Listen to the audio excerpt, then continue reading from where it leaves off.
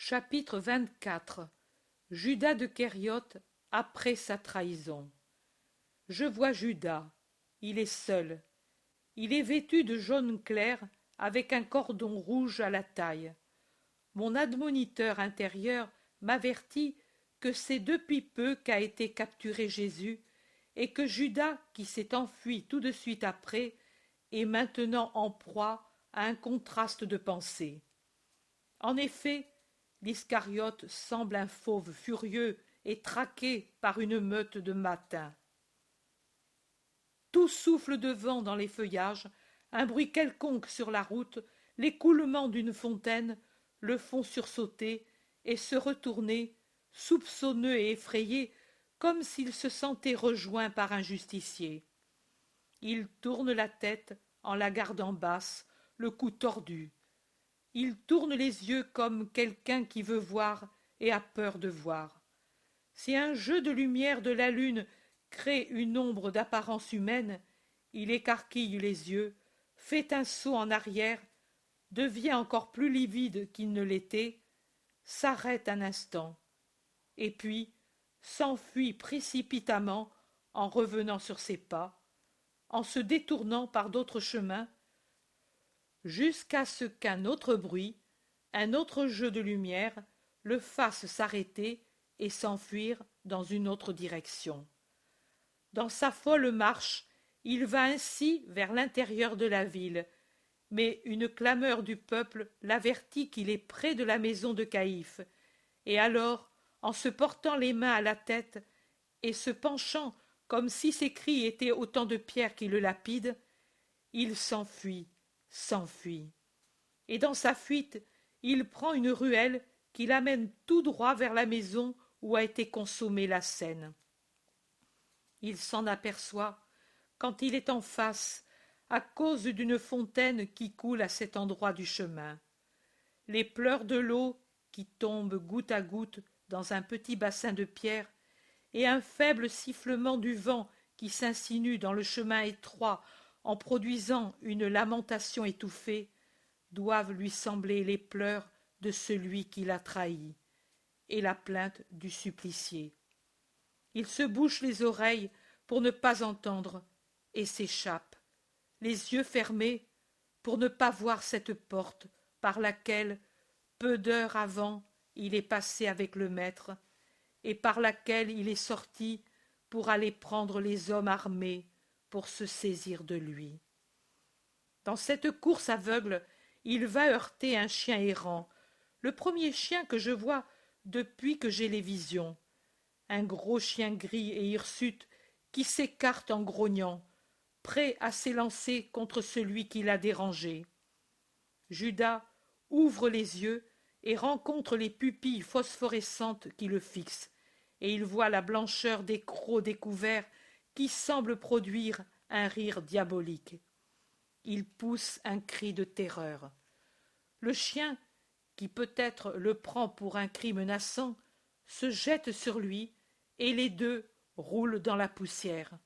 Judas dessous, paralysé par la peur, le chien dessus. Quand la bête lâche sa proie, considérée peut-être comme indigne de la lutte, Judas saigne à cause de 2 ou 3 morsures et son manteau a de larges déchirures. Il a été vraiment mordu à la joue au point précis où il a baisé Jésus. La joue saigne et le sang souille au cou le vêtement jaunâtre de Judas. Le sang lui fait une sorte de collier en imbibant le cordon rouge qui serre le vêtement au cou, et il le rend plus rouge encore. Judas met la main à sa joue, il regarde le chien qui s'éloigne mais le guette dans l'ouverture d'une porte. Il murmure « Belzébuth !» et poussant de nouveau un cri, il s'enfuit, poursuivi par le chien pendant quelque temps. Il fuit jusqu'au petit pont qui est près du Gethsémani. Là, soit fatigué de le suivre, soit que l'eau l'éloigne parce qu'il est hydrophobe, le chien abandonne sa proie et revient en arrière en grognant. Judas, qui s'était jeté dans le torrent pour prendre des pierres et les jeter au chien, le voyant s'éloigner, regarde autour de lui et s'aperçoit qu'il a de l'eau jusqu'à mi-mollet. Sans s'occuper de son vêtement de plus en plus trempé, il se penche sur l'eau et boit comme s'il était brûlé par la fièvre, et il lave sa joue qui saigne et doit lui faire mal. À la clarté d'un premier réveil de l'aube, il remonte sur la berge, de l'autre côté, comme s'il avait encore peur du chien et n'osait pas revenir vers la ville. Il fait quelques mètres et se trouve à l'entrée du jardin des Oliviers. Il crie « Non, non !» en reconnaissant l'endroit. Mais ensuite, je ne sais par quelle force irrésistible ou par quel sadisme satanique et criminel, il avance en cet endroit. Il cherche l'endroit où est arrivée la capture. La terre du sentier, foulée par de nombreux pieds, l'herbe piétinée en un point donné, et du sang par terre, peut-être celui de Malchus, lui montre que c'est là qu'il a indiqué l'innocent au bourreau. Il regarde, et puis il pousse un cri rauque et fait un saut en arrière. Il crie « Ce sang, ce sang !» et il le montre. À qui? Avec son bras tendu et son index qu'il pointe. Dans la lumière croissante, son visage se montre terreux et spectral. Il semble fou. Il a les yeux écarquillés et brillants comme s'il délirait. Ses cheveux ébouriffés par la course et la terreur semblent dressés sur sa tête.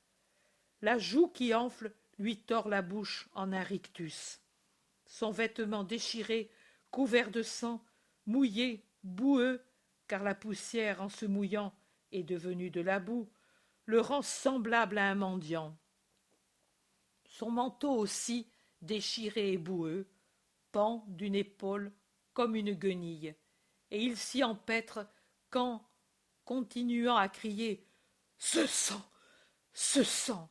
il recule comme si ce sang était devenu une mer qui monte et submerge. Judas tombe à la renverse et se blesse derrière la tête en heurtant une pierre. Il pousse un gémissement de douleur et de peur. « Qui est-ce » crie-t-il. Il doit avoir pensé que quelqu'un l'a fait tomber pour le frapper. Il se retourne avec terreur. Personne. Il se lève. Maintenant, le sang dégoutte aussi sur la nuque. Le cercle rouge s'élargit sur le vêtement. Il ne tombe pas par terre, car il y en a peu. Le vêtement le boit.